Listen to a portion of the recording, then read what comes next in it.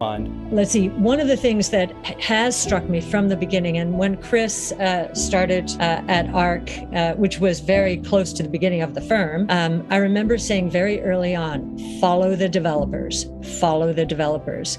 Well, using that metric, Ethereum is off the charts, whereas Bitcoin is steady as she goes, still increasing, steady as she goes, but clearly Ethereum, decentralized finance, NFTs have hit a responsive chord. We were keeping our eye on all of the other assets and stuck pretty closely to the thesis, the FAT protocol thesis that Chris's partner Joel Monegro came up with at Union Square Ventures, which says that the value accrual will take place more at the currency level.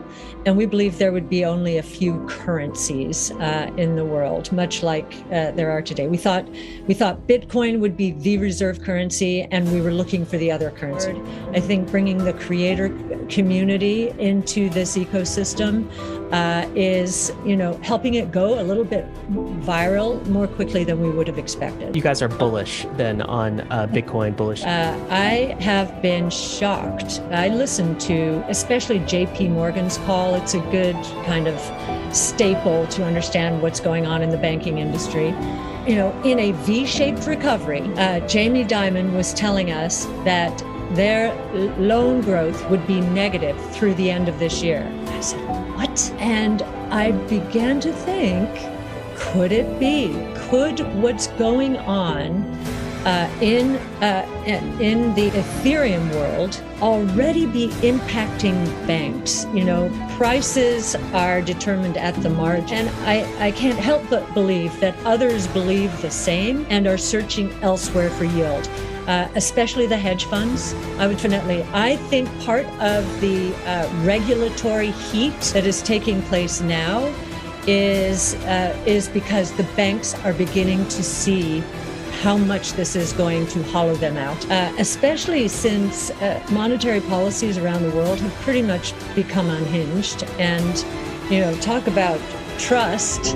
And so this could be really hurting the banks.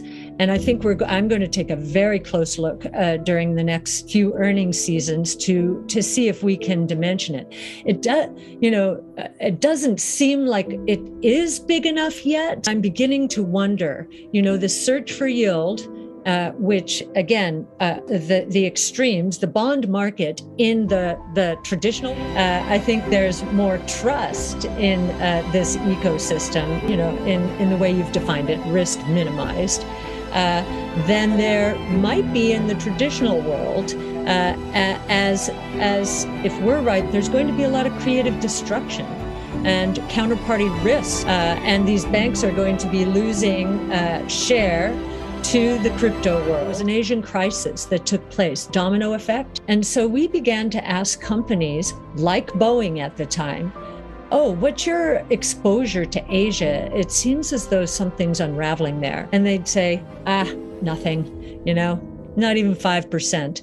Well, what they didn't say is it might have been 4% of their sales, but it was more than 100% of their gold. And I want to get back to that in a moment because you seem so surprised. And I think it's so obvious, but now I realize what the disconnect is there.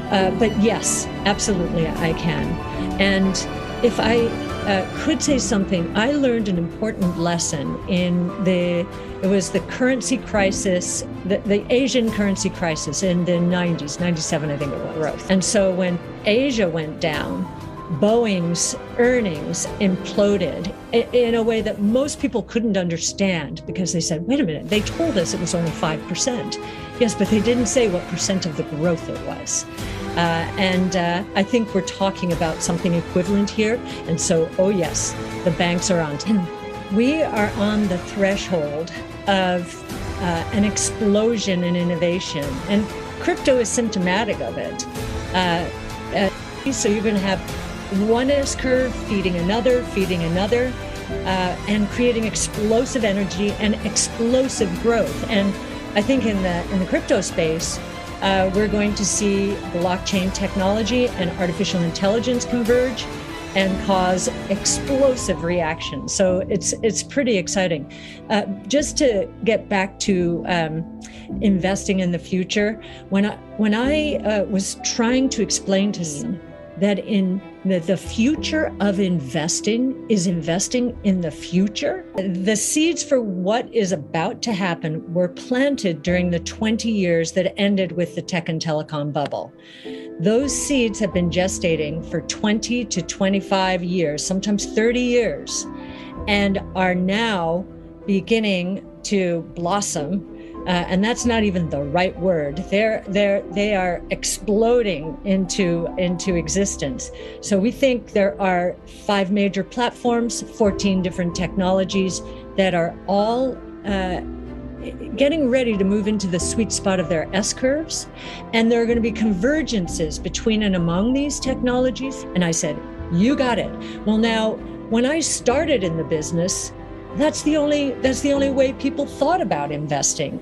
And then we went through the tech and telecom bust and then the 08-09 meltdown. And we ended up with huge risk aversion in the markets and a tendency to invest very much like the broad-based indices out there. So it was during the tech and telecom bubble, and that ended badly. And that's why there's been this allergic reaction to innovation and high valuations. Most investors have a 1-year time horizon, maybe 18 months. We have a 5-year investment time horizon. The early years of exponential growth, when we're at low numbers in terms of the base, the numbers don't look that much different from linear growth. But when you go out 5 years, the difference between in other words, not adding much more value than the indices themselves. And the indices are where they are because of what has happened historically. The largest companies, the most heavily weighted companies in these indices are there because of their past success. But if we're right, and all of this disruptive innovation is about to explode, well, they are in harm's way. Most investors have never seen exponential growth. Well, they recall seeing it exponential, so revenue growth rates in the 25 to 50% range per year, and let's say GDP growth, which might be 5% at best, night and day.